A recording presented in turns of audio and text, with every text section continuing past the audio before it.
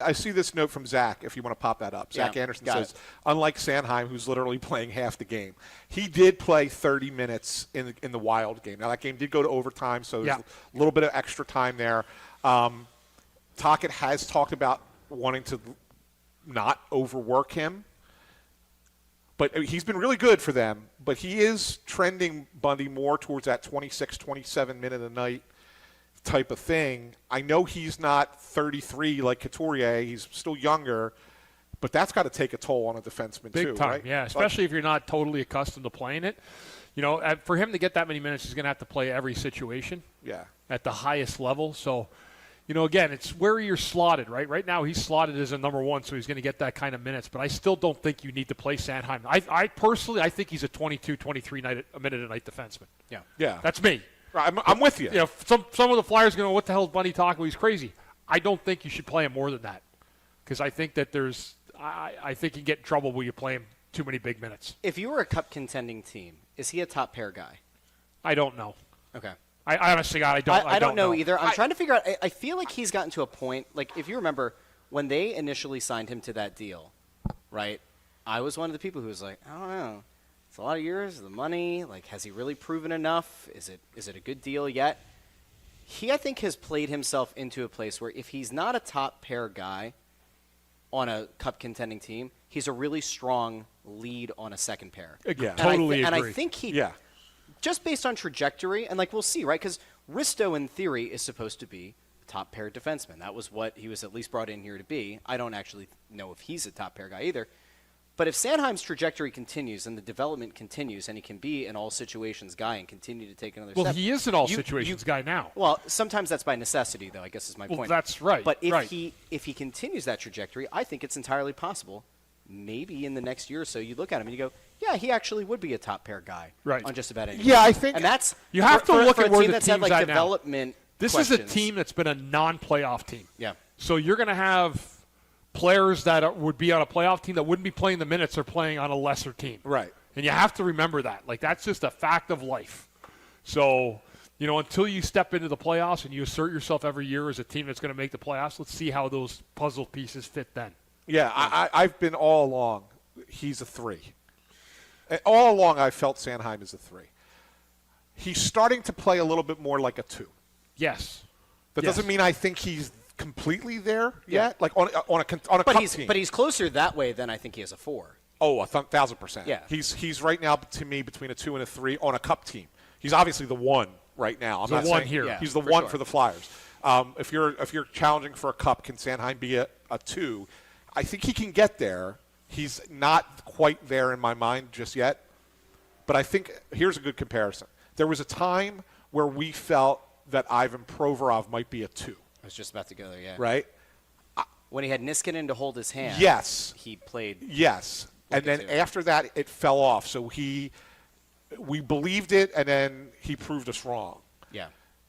I think Sanheim's ahead of where Provorov was at that time. Yes. I agree. And so in that regard, I think he's closer to being a 2. No, that's that fair. Provorov was. Well, I'll go over to this comment over on YouTube. Of course, you can find us over on YouTube, Facebook, and X. If you're watching on X and you want to participate, you have to click on the video, go into old Periscope mode, and if you drop a comment there, it'll come up on the screen. Yeah. Our Hextall87 over on YouTube says, of course he's the top pair guy. He plays the top pair. Coburn was a top pair guy. So was Bundy.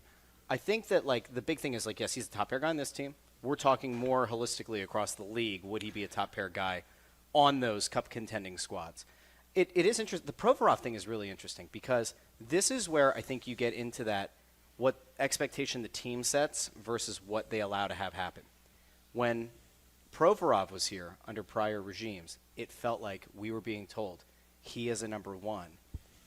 He should be discussed as a number 1. Sanheim, I don't think, has had that narrative around him.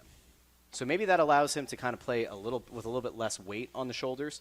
It always felt like he's never been told, or has it never. You're right. He's never been heralded as the future number 1 defenseman. Yeah. Where Provorov was. Yes. Yeah, he was like, oh, you're going to be the next number 1 defenseman. Right. Sanheim's never had that. He's just kind of fallen into it because of the past seasons they've had here. Yeah. But he's played very well. I'm not saying that he hasn't played well. He's played really well at times. Yep. Really, really well. And then there's other times where if you're that number 1 guy, you got to keep on that trend all the way through. and he hasn't done that yet. Yeah. Just to kind of comment on what R. Hextall 87 said, the difference, though, where he was comparing Sanheim to Bundy, for example, and Braden Coburn, is those Bundy and Braden Coburn both had, not that there was, Desjardins Hall of Fame caliber player. Timonen was a really good player, but they were more two-way kind of guys. Yeah. Whereas Bundy and Coburn were your solid, reliable, stay-home defenseman types, right? So I don't think Sanheim has that guy on the other side of him that's the equivalent of a Desjardins or a Timonen. If he did, would Sanheim be that stalwart defenseman? I don't think he would. That's why I think he's more of a 3. Like, I don't compare him to you or Braden Coburn the way he plays. Because he'd have to have one of those super going really, really well. Like Coburn and me, we defended really well. Yeah. And, whether he'd have to change his game almost to play with another two-way defenseman that's better than him. Right. Yeah. Like both Timonen was better than Coburn, and Desjardins was certainly better than me. Right. But we worked well together as a pair. Correct. And so that's what I'm saying. Like, I don't know if you somehow get a 1D, right? Whether through free agency trade, you draft that player, whatever the case might be, and you end up with that number 1 defenseman. I don't know if Sanheim fits as the partner there. Yeah. Because usually a number 1 defenseman is a two-way defenseman who can both defend and score, right? Mm-hmm. And so I don't know if you put two-way guys together. I guess you could. Good try. I guess you could, but it doesn't. It just, for me, it just seems a little weird. Yeah. I don't know. That's just how I look at it. Yeah, you need to have that really one stalwart defenseman defensively back in a pair like that if you have an offensive defenseman who's like a number 1 that gets up the ice all the time. So based on the current defensive pairings, like based on who's here at the NHL level right now, when Risto comes back, whenever that is. Early November. Hopefully in the year of our Lord 2025. Whenever he comes back, who do you pair him with? Like, what does the optimal pairings look like? That's a good question. I haven't even gotten that far down the road yet.